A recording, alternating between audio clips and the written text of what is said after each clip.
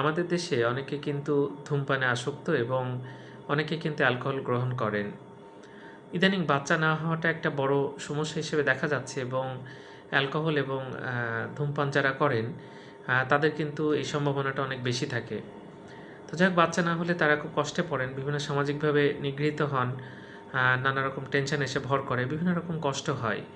তো যেহেতু এই ২ টা জানা গেছে যে ধূমপান করলে এবং অ্যালকোহল গ্রহণ করলে বাচ্চা হতে সমস্যা হয়, সুতরাং এইসব থেকে অবশ্যই বেঁচে থাকতে হবে। আবার আরেকটা জিনিস দেখা যায়, ওবেসিটি এখন একটা বড় সমস্যা ছেলেদের মেয়েদের সবারই, এবং এটাও কিন্তু একটা অন্যতম প্রধান কারণ বাচ্চা না হওয়ার। সুতরাং ওবেসিটি যদি কারো থাকে বা ওজন বেশি থাকে, সেটা কমানোর চেষ্টা করতে হবে, তাহলে কিন্তু দেখা যাচ্ছে বাচ্চা চলে আসবে।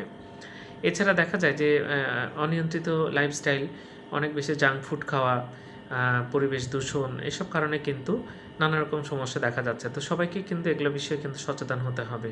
ধন্যবাদ সবাইকে।